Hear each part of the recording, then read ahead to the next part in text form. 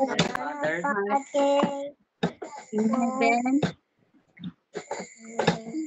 Again, our Father in heaven, hallowed be your name, your kingdom come, your will be done on earth as it is in heaven. Give us this day our daily bread, and forgive us our sins, as we forgive those who sin against us. Do not bring us to the test, but deliver us from evil. Amen. Angel of God, my sabay-sabay. Sabay-sabay. Whom God's love commits in heaven.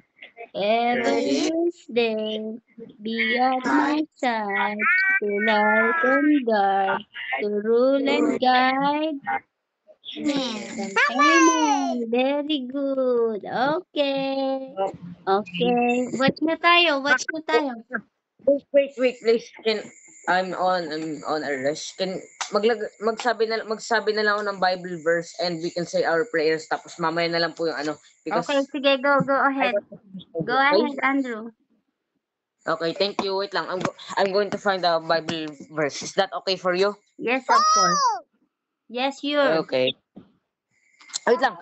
Ikaw po maghanap ng Bible verse. Ikaw meron cards, 'di ba po, ma'am? Oh, Yung yeah. cards. Okay, here. Okay, John 3:16. John 3:16 ang nabunot ko. Okay, John 3:16. O tara. John 3:16 to. John 3:16 ang nabunot ko, okay? John 3:16 says in the Bible. Naalala ko tuloy si Zainab tapos si ano si Nahilo ka Anya? Anya? Go ahead. Anya? Dali na, tignan mo na. John 3:16. Ma, Yeah. ito. For God so loved the world that He gave His only ano to? Ako magbabasa Bigoten. Ay. Ano problema mo? Ano magbabasa? The images all. Okay. John 3:16 states, for God so loved the world that He gave His only begotten Son. Whoever believes in Him Kain muna kayo, Sam. should not Bibigyan ko ng 10 perish gifts. but have Chocolate mamaya. everlasting life. Ako, Sep. Ay. How did you understand? Bigyan kita. Bigyan, Wait lang. Bigyan mo na. Ay, naku, magpipray tayo eh. Magpipray tayo eh. Ano ba yan? Mamaya na yan.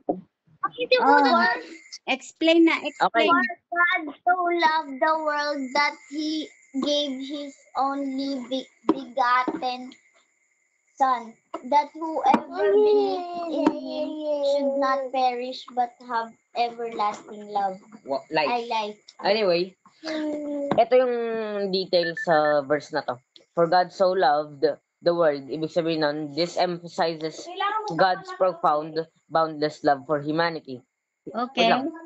What is humanity? Wait lang.